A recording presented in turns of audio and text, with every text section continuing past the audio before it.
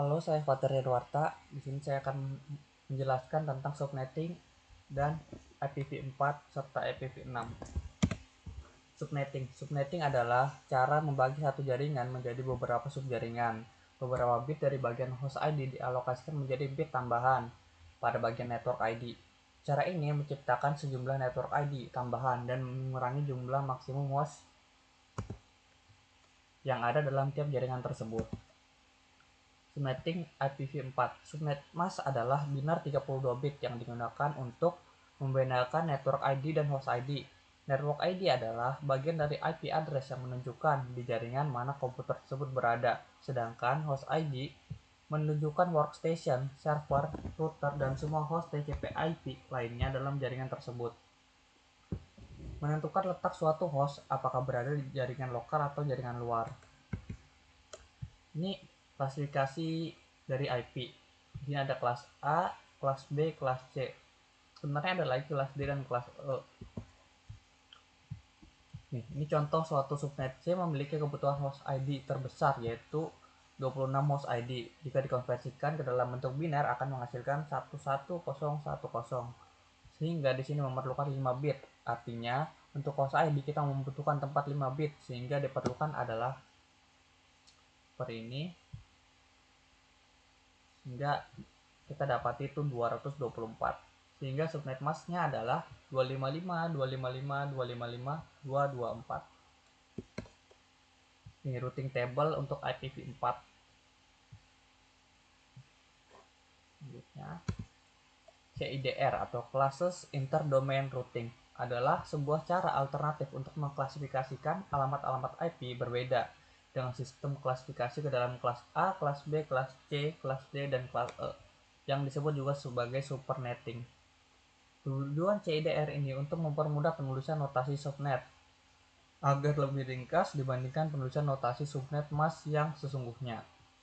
Penggunaan notasi CIDR pada kelas full address pada kelas A adalah 8 sampai dengan 15, kelas B adalah 16 sampai dengan 23, dan kelas C adalah 24 sampai dengan 30.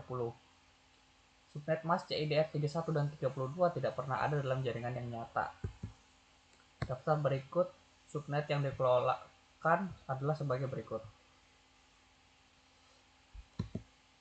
VLSM atau Variable Length Subnet Mask adalah sebuah cara pengelolaan pengamatan IP yang lebih terstruktur.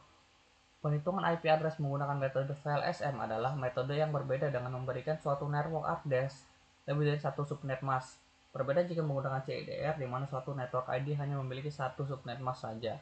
VLSM memiliki manfaat untuk mengurangi jumlah alamat yang terbuang.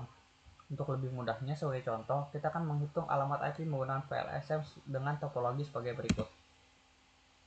Pertama, kita cari host paling banyak digunakan yaitu pada LAN 4 dengan 58 host. Ini LAN 1 26 host, LAN 2 10 host, LAN 3 10 host, dan masing-masing WAN 2 host.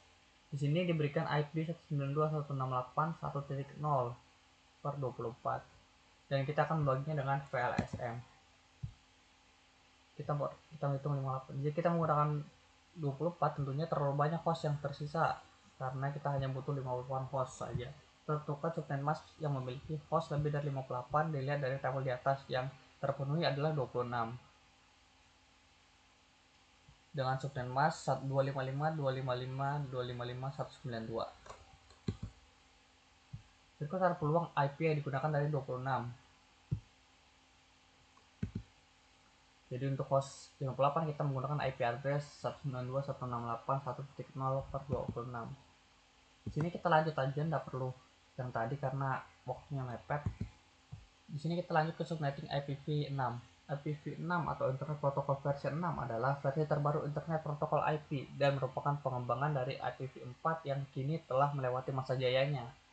Notasi alamat dan prefix alamat IPv6 peningkatan ukuran IP dari 32 bit menjadi 128 bit membuat ruang IP menjadi lebih besar. Bilangan yang digunakan IPv6 adalah heksadesimal. Pada dasarnya, proses subnetting IPv6 sama saja dengan IPv4. IPv6 bilangan yang digunakan itu adalah heksadesimal. Di sini ada format penulisan untuk IPv4 itu berjumlah 32 bit, maka IPv6 itu berjumlah 128 bit atau 4 kali lipatnya. Dengan jumlah sebanyak itu, maka representasi 128 digit biner yang tepat adalah menggunakan bilangan heksadesimal dan bukan desimal seperti IPv4. Satu alamat IPv6 terdiri dari 8 segmen dan tiap segmen terdiri dari 16 bit dan direpresentasikan 4 digit heksadesimal. Tiap segmen dipisahkan oleh tanda titik 2. Netting IPv6. Sebelum masuk ke subnetting, ada beberapa poin penting dalam konversi biner heksadesimal dan kaitannya dengan IPv6. Pertama, anggota bilangan heksadesimal yaitu angka 0 hingga 9 serta huruf A hingga F. Jika pada desimal nilai setelah 9 adalah 10, maka pada heksadesimal 10 sama dengan A, 11 sama dengan B, dan seterusnya hingga 15 yang sama dengan F. Lalu setelahnya diulang lagi dengan puluhan bernilai 1 dan satuan bernilai 0. Kedua, tiap satu digit heksadesimal ekuivalen dengan 4 digit biner. Contohnya pada F, heksadesimal sama dengan 1111 pada biner. Contoh lainnya 1 pada heksadesimal sama dengan 0001 atau cukup 1 saja pada biner. 3. Maka jika terdapat 3 digit heksadesimal misalnya FA6, kita dapat memecahkan terlebih dahulu lalu mengkonversi ke biner pada tiap digitnya sehingga F itu 1111, A1010, dan 60110. Maka biner dari FA6 yaitu 111110101010. Perlu diperhatikan bahwa tiga bagian pemecahan itu bukan berarti mereka masing-masing independen, melainkan satu kesatuan. Dengan cara ini kita hanya perlu bermain di maksimal 4 digit biner saja. Coba bandingkan dengan desimal karena bukan power of 2. Kita harus mengkonversi keseluruhan nilainya. Keempat, seperti yang telah disebutkan, IPv6 terdiri dari 8 segmen, yang tiap segmennya terdiri dari 4 digit heksadesimal. Tiap segmen bernilai maksimal FFFF atau di desimal itu 65.535. Kelima, tidak ada broadcast ID pada IPv6 sehingga seluruh rentangnya dapat digunakan untuk host dan tidak perlu dikurang 2 seperti pada IPv4. Untuk menghindari ambigu, mulai dari sini bilangan biner akan saya beri tanda 2 di akhir bilangan tersebut. 10 untuk desimal, 16 untuk heksadesimal. IPv6 selalu memiliki prefix 64 dengan porsi seperti gambar di atas. Kita tidak bisa mengganggu gugat setidaknya 48 bit pertama yang menggunakan alamat yang diberikan oleh ISP. Sedangkan sisanya yang berjumlah 80 digit dapat kita gunakan untuk subnetting. Lalu 16 bit berikutnya setelah 48 bit pertama yaitu subnet ID.